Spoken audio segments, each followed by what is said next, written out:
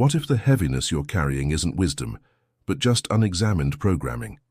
While you're treating every setback like a personal failure, there's a whole category of people who've cracked the code. They laugh at their mistakes, move faster, and somehow end up further ahead. This isn't about toxic positivity or pretending problems don't exist. It's about recognizing that your relationship with seriousness might be the exact thing keeping you stuck. Stay with me, because this gets interesting. What if taking everything seriously is actually lazy thinking? Here's something nobody wants to admit. Treating everything like it's life or death is actually the path of least resistance. It's easier to default to intensity than to do the hard work of discernment.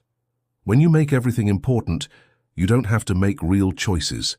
You don't have to prioritize. You don't have to face the uncomfortable truth that maybe you're investing emotional energy in things that genuinely don't matter. Think about how your brain operates under constant high alert. Research from Yale University found that chronic stress literally shrinks the prefrontal cortex, the part of your brain responsible for decision-making and self-control. Meanwhile, it enlarges the amygdala, your fear center. Translation: the more you operate in drama mode, the worse you get at thinking clearly. You're literally rewiring yourself to be more reactive and less rational, and you wonder why you keep making the same mistakes. But here's where it gets really interesting. We've been culturally conditioned to worship struggle. The narrative is always about how much you sacrificed, how hard you worked, how much you suffered. Nobody celebrates the person who figured out how to achieve the same result with less friction. Nobody writes movies about people who just handled their problems efficiently without having an emotional breakdown. We've confused effort with effectiveness, and that confusion is costing you. The weight you carry isn't proportional to your problems. It's proportional to your identity. If you've built your entire sense of self around being someone who carries burdens, who fights battles, who overcomes obstacles, then what happens when things get easy? Who are you without the struggle?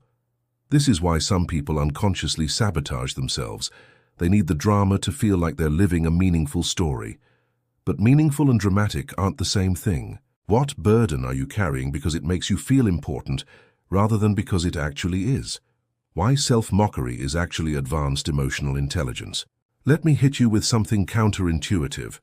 The people who can laugh at themselves are actually the ones with the strongest sense of self.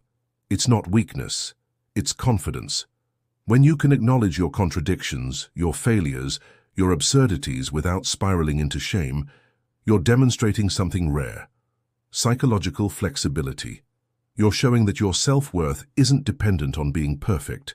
It's based on being real. Most people can't do this.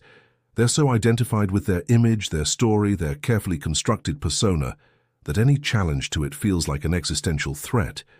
So they defend, they justify, they double down. And in doing so, they trap themselves in patterns they've outgrown. Self-mockery is actually a form of pattern interruption. It breaks the cycle of taking yourself so seriously that you can't evolve. It creates space between who you think you are and who you're becoming. And there's something else happening here that's crucial. When you lighten up about yourself, you stop being so judgmental about everyone else. Because here's the truth: your harshness toward others is always a reflection of your harshness toward yourself. The person who's constantly criticizing everyone else's mistakes, they're terrified of their own. The person who can laugh at their own mess-ups, they extend that same grace outward. It changes how you move through the world. Lightness isn't about not caring. It's about caring intelligently. It's knowing the difference between what deserves your full emotional investment and what's just ego protection. You can be deeply committed to your goals while not treating every setback like a personal indictment. You can take your work seriously without taking yourself so seriously that you become rigid and brittle. This distinction is everything, and most people never make it. Where in your life are you confusing seriousness with effectiveness?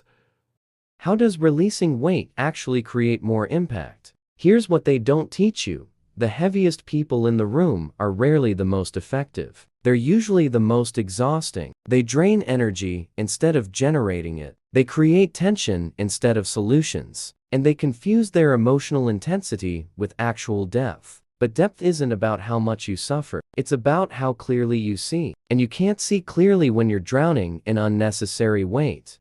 Think about the best problem solvers you know. They're not the ones having meltdowns over every obstacle. They're the ones who can step back, assess the situation without all the emotional baggage, and find creative solutions. Why? Because they're not wasting cognitive resources on drama. A study from Harvard Business Review found that leaders who maintained emotional equilibrium under pressure made better strategic decisions than those who operated in constant high-intensity mode. Calm isn't weakness, it's bandwidth. And here's something you need to hear: your drama doesn't make you more authentic. Sometimes it just makes you predictable. When people know they can manipulate you with the right trigger, when they know exactly what will send you spiraling, you've lost your power. Lightness is actually a form of sovereignty. It says, I decide what gets my emotional energy. Not you, not circumstances, not old programming, me. But let's be real for a second. Some of you are addicted to the intensity. You've confused activation with aliveness. You need the spike of cortisol to feel like you're experiencing life fully. And I get it.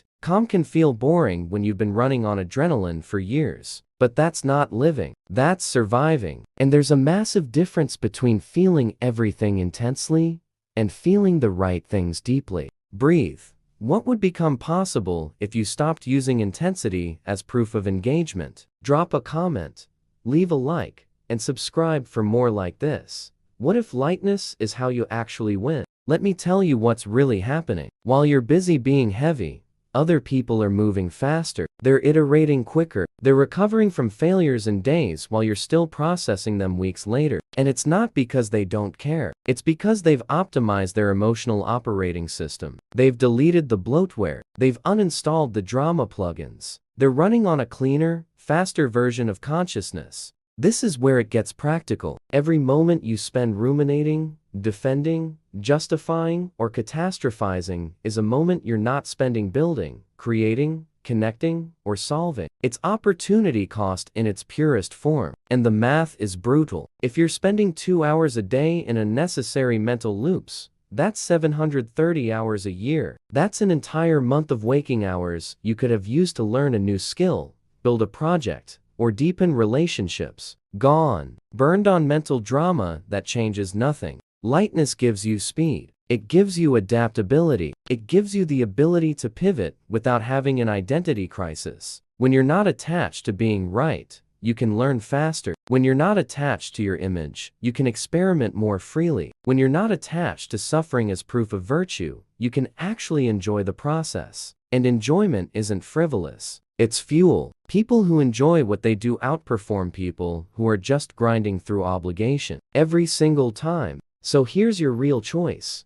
Keep carrying weight that doesn't serve you because it feels familiar, or drop it and see what you're actually capable of. Keep treating every challenge like a personal attack, or start treating them like puzzles to solve. Keep confusing drama with depth, or step into the kind of lightness that actually lets you fly. The path is clear. The only question is whether you're ready to take it. Share this. What's one thing you're going to stop taking so seriously starting today? If you made it this far, smash that like, subscribe, and share this with someone who needs it.